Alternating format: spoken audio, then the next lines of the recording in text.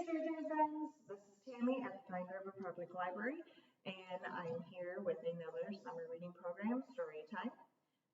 This week, our special guest is going to be the Headwaters Science Center. They're going to be bringing their live reptile show to the library so that you can learn about reptiles and maybe even touch a few reptiles. So I have a story and some books here to go along with that. So our first one is going to be all about reptiles. So let's see what we can learn before they come. So reptiles have dry, scaly skin. So nothing squishy, nothing itching, no hair, just a dry, scaly skin. That's how you know it's a reptile. Some reptiles have a hard, bony plate. So see the turtle that we have here? Reptiles have short legs. Fun fact, all of them do. This here is a lizard. You think he looks pretty cute? Or they have no legs at all. So all reptiles either have short legs or no legs. Here, this is actually, I look at this and say it's a snake.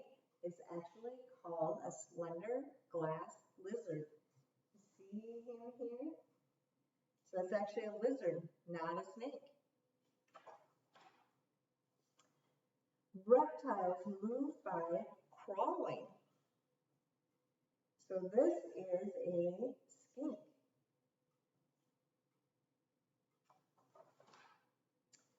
Or they can move by swimming. And here we have another turtle out for a swim.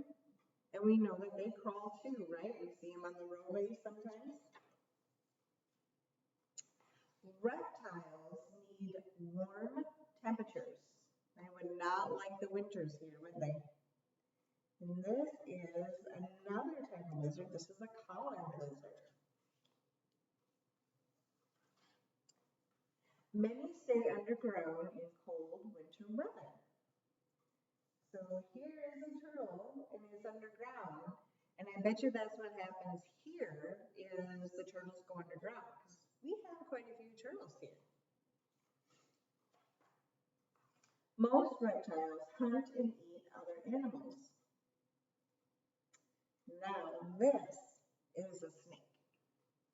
This is a full snake.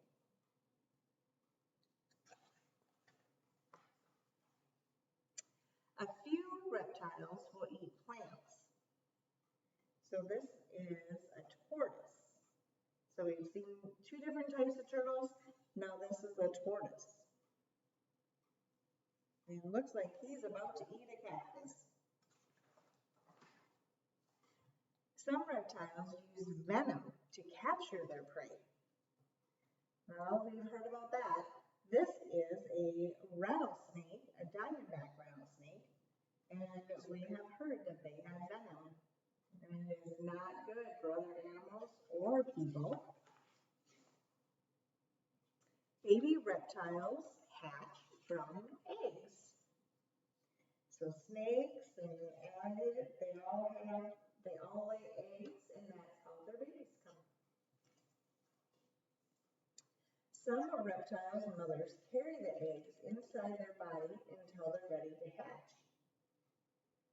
So like this snake, this is a common garter snake, which we can actually see around here.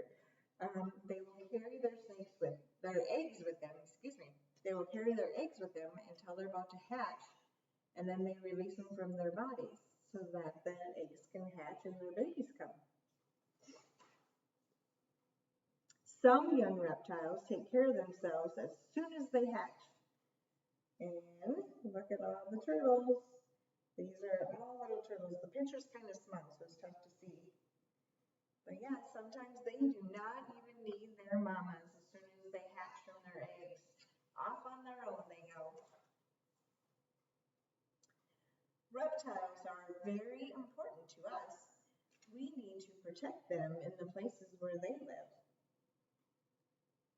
It's part of the whole ecosystem. We give to them and they give to us. We share with each other. So, those are some reptiles, and you may actually see some of these reptiles when you come to the library this Thursday. And if you really feel inclined, you may be able to touch them with the Science Center after the presentation. So another book that I have for you is going to be Take a Hike, Snoopy. Our craft that is going to go with the reptiles is actually making a walking stick. So as part of our reading program, we want to get you out, show you things that you normally wouldn't be able to experience on a day-to-day basis. Plus, we just want to get you outside and see all the wonderful things that we can do outside, off the TV, off the video games. So we read a book on reptiles to go with the reptiles that are coming to the library this week. Now we're going to read Take a Hike. We're going to take a hike because we're going to make walking sticks as part of our reading program. The world famous Beagle Scout leader was taking his troop on a nature hike and had plans for an overnight campout. We will separate and meet back here in 45 minutes, Snoopy said to the scouts. This would teach and promote self-reliance, Snoopy continued, but the birds came rushing back and gathered around Snoopy's feet in less than 5 minutes. That was a short 45 minutes, Snoopy said. Just for that, Snoopy said, we'll try it again, and I do not want to see anyone hanging around my feet. Snoopy sighed as the birds crowded onto his Beagle Scout hat. At least they listened somewhat. They just don't want to leave Snoopy, do they? Finally, the campers are ready to roll. We start our hike in exactly 1 hour, Snoopy said. I suggest you get your gear together right now. The scouts ran off to get ready for their overnight campout. Snoopy thought the birds would pack food and tents and compasses. He rolled his eyes when he saw Woodstock return with golf clubs. Harriet, carefully holding an angel food cake with 7-minute frosting. Snoopy wondered if the birds understood what it meant to camp in the wilderness. Is that really what they should be bringing? Angel food cake and golf clubs? Well, I'll always eat angel food cake, but it's not going to help me in the middle of the woods, is it? Snoopy knew the drill. He knew what gear to pack for a long hike. Does everyone have a full canteen? Snoopy asked. Woodstock, Harriet, Conrad, and Bill checked their backpacks. You cannot go on a long hike without water, Snoopy reminded them. Always remember, water is our friend. Unless it pours on your camping trip, of course. Thanks, friend, Snoopy gurgled. Maybe they should have packed umbrellas. When the rain stopped, the Beagle Scouts marched on. All right, troops, Snoopy said. We're entering tall grass country. The scouts gulped when they saw the grass. It was taller than they were. This could mean queen snakes, warned Snoopy. I suggest that we walk in a single file, he told the troop, and the scouts hopped to it. Right on top of Snoopy's hat. Okay, he said, we'll walk vertical file. I don't think he meant for them to go that way. He meant for them to line up behind him. Meanwhile, Charlie Brown was worried about his dog. Snoopy went on a camping trip, he told Lucy, and he never came back. I wonder if he's lost. Of course he's lost, Lucy said. That stupid beagle couldn't find his nose on his face. He couldn't find his hands and his mittens. He couldn't find the ears on his head. Well, I don't think he's that hopeless, Charlie Brown said. After all, he is a Beagle Scout, you know. Lucy gave it a thought. Then she heaved a big sigh. Maybe Charlie Brown was right. Maybe Snoopy wasn't lost after all. But back in the wilderness, Snoopy was feeling a little lost. As he led his troop over a bridge, he thought, this bridge must be 1,000 feet high. The scouts had to see for themselves, and they all leaned over the side. Be careful, Snoopy warned. What would happen if you fell? Nothing, said Woodstock. We can fly. So birds can fly. Big deal, Snoopy muttered, and he crossed the bridge.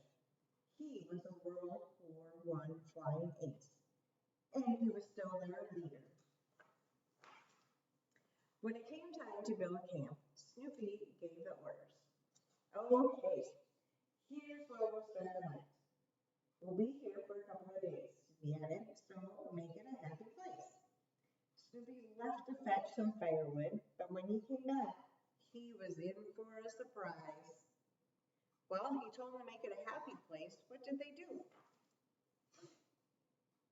Camp was not what Snoopy expected.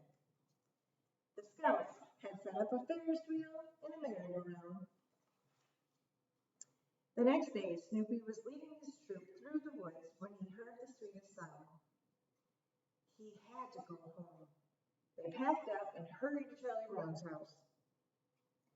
Charlie Brown was glad to see Snoopy but he was also surprised.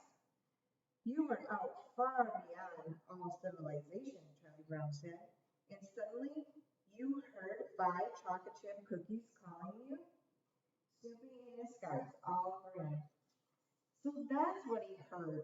He knew he had to go home because he could hear chocolate chip cookies calling his name. After everyone enjoyed the cookies, Charlie Brown had another treat for Snoopy. Guess what, Snoopy? Snoopy looked all at the round-headed kid. Charlie Brown was holding the tent and pegs. Mom said I could pitch a tent and sleep outside tonight, Charlie Brown said, and he started setting up his tent. That's great, Snoopy thought, and he charged into the house, straight into Charlie Brown's bedroom. Snoopy snuggled under the covers. I'm glad that he's happy, Snoopy sighed. Camping is cool, and so is being a Beagle Scout. But real happiness is a nice, warm bed. Looks like Snoopy decided to sleep in Charlie Brown's bed, so Charlie Brown could go camping in the backyard. Okay, so that's our story time for this week. Remember, the Headwater Science Center will be here Thursday, July 7th at 10:30. They will be here at the library, and you might have a chance to touch reptiles after the show. And our craft that week is going to be a walking stick. We'll see you there.